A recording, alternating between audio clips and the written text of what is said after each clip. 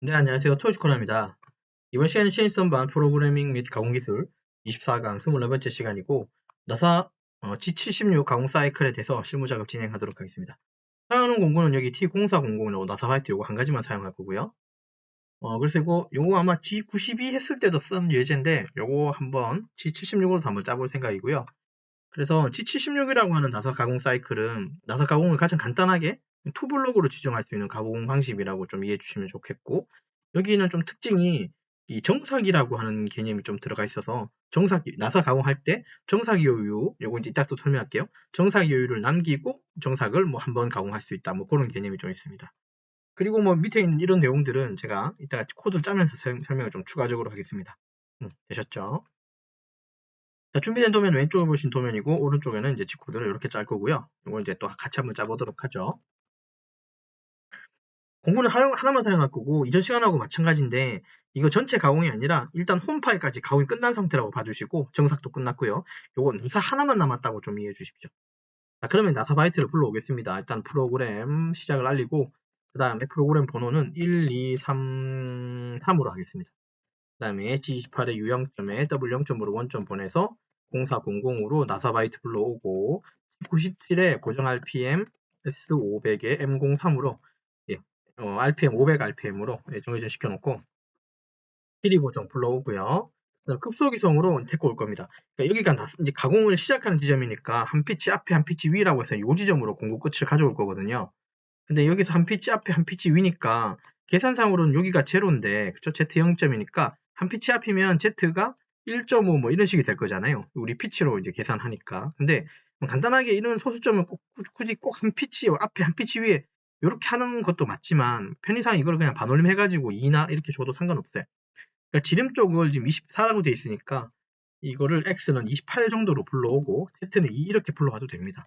그냥 제가 한 피치 앞에 위에라고 얘기한 건 좀 계산하기, 즉, 요 값을 좀 여기 좀 최초의 초기로 데리고 오는 이 지점을 좀 알기 쉽고 설명하기 쉽게 얘기한 거고요. 조금 더 여유 있게 가져와도 상관없습니다. 다만 좀 시간이 조금 더 걸리겠죠. 아주 조금. 자, 그리고 여기까지 데리고 왔으니까 이제 절삭률을 불러오면 되겠죠. 여기 첫 줄에서는 이 지점이 결국은 나사 사이클이 끝나고 다시 돌아오는 초기점이자 복귀점이 되는 지점이라고 이해하시면 돼요. 그 다음에 쓰는 이제 G코드가 G76을 두 줄로 쓸 거예요. 이런 식으로.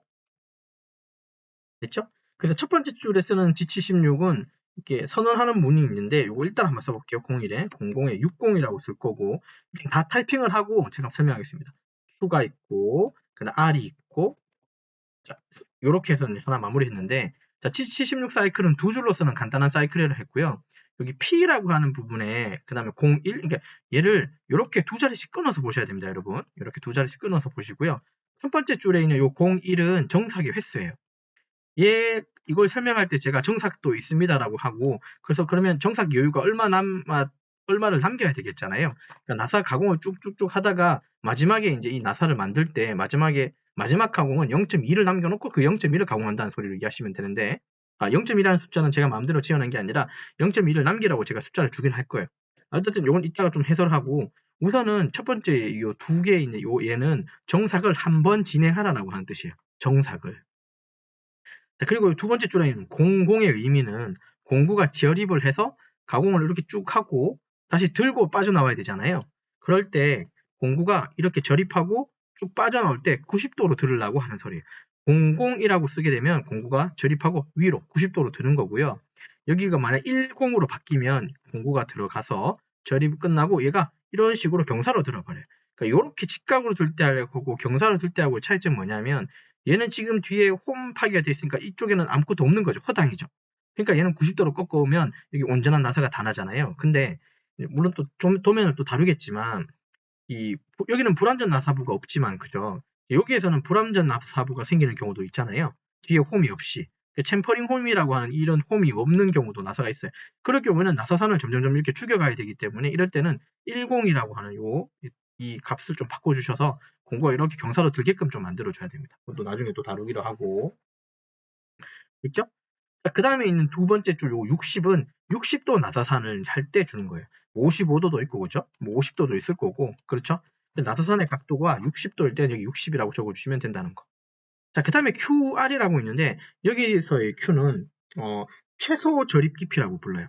최소 저립 깊이. 여기서 내가 최소 저립 깊이를 내 마음대로 여기 뭔가 표현이 없죠. 얘는 이제 저립값을 하나 보셔야 되는데요. 이게 피치가 1.5짜리다, 그죠? 요 데이터는 아마 기억하실 거예요. 피치가 얼마일 때 저립하는 횟수를 이렇게 나눴는데, 그 중에 우리가 1.5를 했을 때, 최소의 저립 깊이 값은 여기 데이터 상에서는 100분의 5에 해당합니다.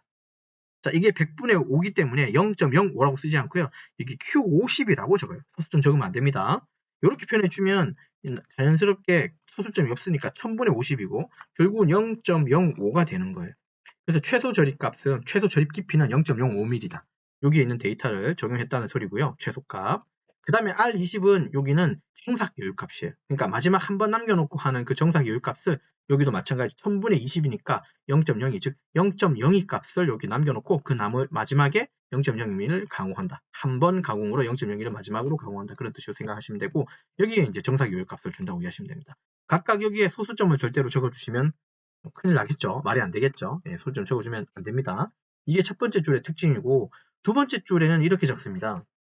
X값을 적고, Z값을 적고, 됐습니까? 그 다음에 P값을 적고, Q값을 적고, 좀 많아요. F값까지 적어줍니다. 자, 각각 한번 설명해 볼게요. 자, 여기서 X값은 우리가 G91을 이제 앞서서 배웠는데, 이렇게 하나씩 이 전체 지름, 즉 어떤 M 값에서 얘 두 배를 계속 뺐었잖아요. 그래서 결국 빼가지고 나온 마지막 어떤 값이 있었죠. 그 마지막에 해당하는 지점을 여기다 적습니다. 즉, 요 마지막에 어떤 그 다 빼기가 만들어지고 난 이 마지막의 값을 우리는 종점 값이라고 불러요. 종점. 종점 값을 여기다 적어주는 거예요. X에다가. 그러면 우리가 지금 이 도면에서는 M이 24죠. 자, 24일 때 어떻게 계산하면 됩니까? 요거 두 배씩을 계속 빼줬죠. 결국은 요거 두 번 뺐던 걸로 기억납니까? 기억나시죠? 요거 두 번으로 저는 뺐던 것 같거든요. 자, 계산기 가서 24 빼기 0.89 빼기 0.89를 했던 이 값이었어요. 그래서 이 값에다가 다시 역으로 요거 두 배를 더해가지고 M24를 찾았었죠. 어쨌든 얘가 우리가 최종적으로 도달해야 되는 X방향의 마지막 값이죠. 최종점이죠. 그래서 22.2라고 적고요. 그러면 여기 Z값도 어떤 거 적겠습니까? 당연히 여기로 마지막에 지나가는 이 지점 값이겠죠. 그러니까 공구가 여기서 끝나는 게 아니라 한 피치 뒤로 가서 위로 든다 그랬잖아요. 그러면 여기 사이 값을 뺀 여기 값은 결국은 19에서 5를 뺐더니 여기서부터 여기까지는 14라는 건데, 한 피치 뒤니까 1.5로 하면 15.5인데 그것도 좀 계산이 그렇죠? 그래서 마이너스 16으로 그냥 가는 거예요. 상관없습니다. 여기도 Z방향의 종점. 자, 그 다음에 P값이 있고 Q값이 있는데요. P값이라고 하는 건 나사산의 높이, 즉 요 데이터를 보게 되면 여기 저립 깊이 값이 저립 깊이라고 하는 곳이 결국은 나사산의 그 어떤 높이와 낮이, 그러니까 산과 고래 그 사이의 깊이 값이니까 이게 나사산의 깊이 값이라고 보면 되고, 890이라고 여기 적어주시면 됩니다. 0.89라고 적으면 안 됩니다. 얘도 890이라고 적어요. 좀 특징적인 건 좌표에만 조수점이 붙고요.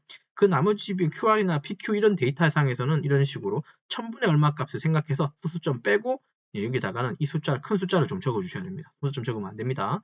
자, Q값은 최초 저립 깊이 값이에요. 0.35죠. 그럼 얘도 얼마 적을까요?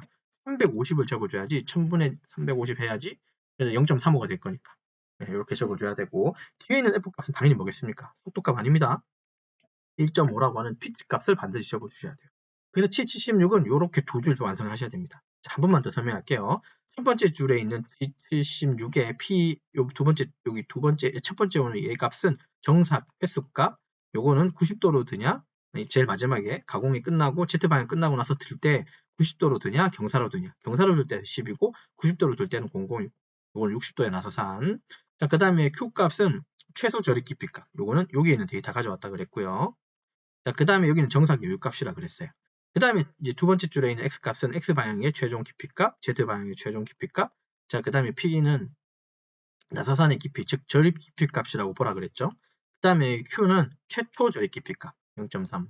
근데 이 숫자들은 다 전부 다 1000분의 얼마로 계산되기 때문에 50, 20, 890, 350. 결국은 해석을 다시 하면 0.05, 0.02, 0.89, 0.35라는 뜻이에요.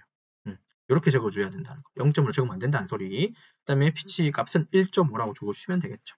자, 이렇게 가공을 끝내고 나면 공고 다시 어디로 옵니까? X28에 Z2로 다시 초기점으로 돌아오는 겁니다. 도면 넣고.